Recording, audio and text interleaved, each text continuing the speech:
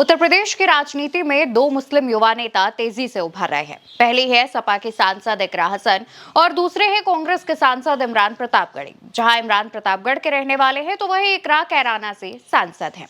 ये दोनों नेता जिस तरह से बिहार में महागठबंधन के प्रचार की कमान संभाले हुए हैं, वैसे ही यूपी के 2027 के चुनावों में भी अपना पूरा दम लगा देंगे। और यही वजह है कि लोग अब इन्हें असदुद्दीन ओवैसी के विकल्प के रूप में देख रहे हैं। जैसे कि आप बिहार में देखेंगे तो महागठबंधन और एनडीए के बीच कांटे की टक्कर है, लेकिन मुकाबले में एआईएमआईएम यानी असदुद्दीन ओवैसी ने भी अपने प्रत्याशियों को उतारा हुआ है, जिससे मुस्लिम वोटों के बिखरने की संभावना जताई जा रही है।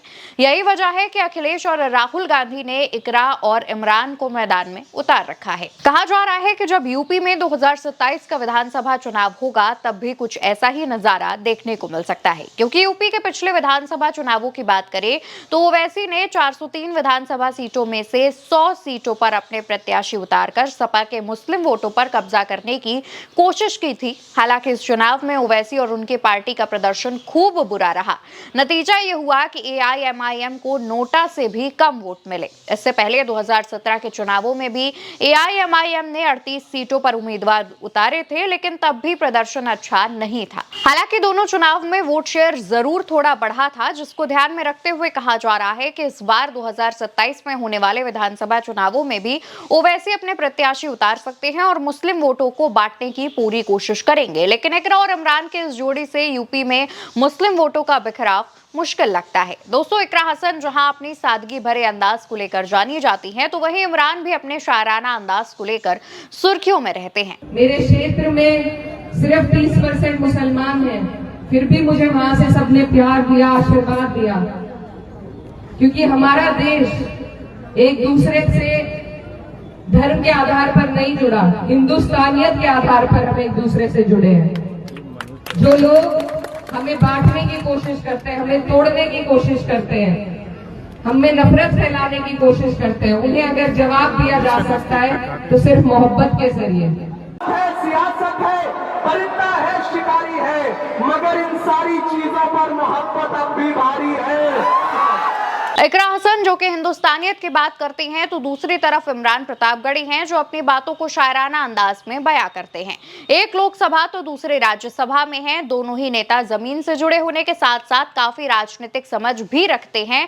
अपनी उम्र के मुताबिक उनकी राजनीतिक समझ काफी ज्यादा है। दोनों के ही जनसभा और रैलियों में लाखों की संख्या में भीड़ इकट्ठा होती है और तमाम जाति और धर्म के लोग इन्हें सुनने आते हैं, इन्हें देखने आते हैं और इन्हें प्यार भी करते हैं। इकरा और इमरान कभी लोगों को मंदिर मस्जिद के मुद्दे पर बांटने की कोशिश नहीं करते और ना ही इनका नाम पर राजनीति करते हैं, और यही कारण है कि जिस वजह से लोग इनसे ज्यादा जुड़ते हैं। और यही वजह है कि चाहे अखिलेश यादव हो या राहुल गांधी, दोनों को ही अपने इन नेताओं पर बहुत भरोसा है और कई मौकों पर इन दोनों को जिम्मेदारियां देकर यह साबित कर दिया है कि आने वाले समय में ये दोनों नेता अपनी राजनीति का लोहा मनवा कर रहेंगे।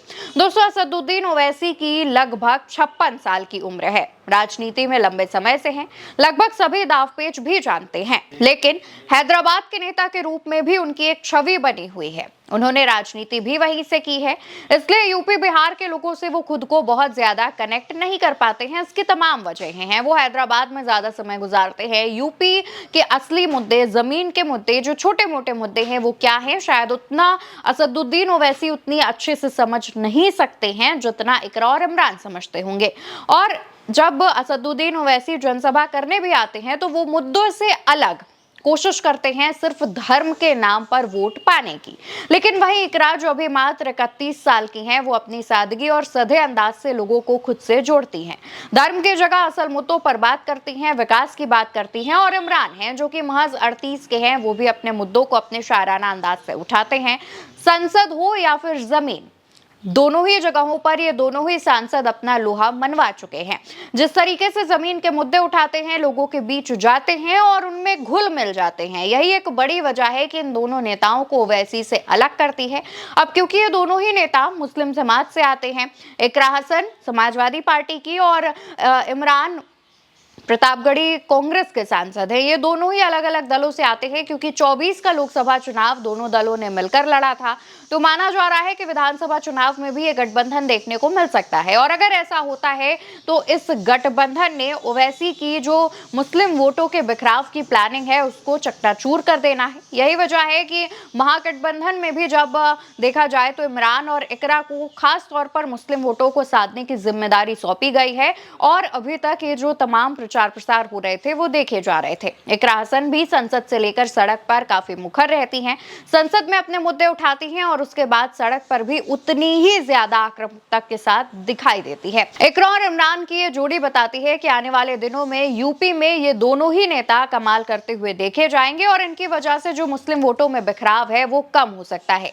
फिलहाल आपको क्या लगता है कि उत्तर प्रदेश में जब 2027 का चुनाव होगा तो ऐसे और कौन-कौन से नेता जो हैं वो अपनी राजनीति चमकाते नजर आएंगे और दूसरी पार्टियों को टक्कर दे सकते हैं? कमेंट सेक्शन में अपना जवाब जरूर बताइएगा। फिलहाल के लिए वीडियो आप भारत एक सोच पर देख रहे हैं। ऐसे चैनल को सब्सक्राइब कीजिएगा, अपना प्यार बढ़ाइएगा। नमस्कार।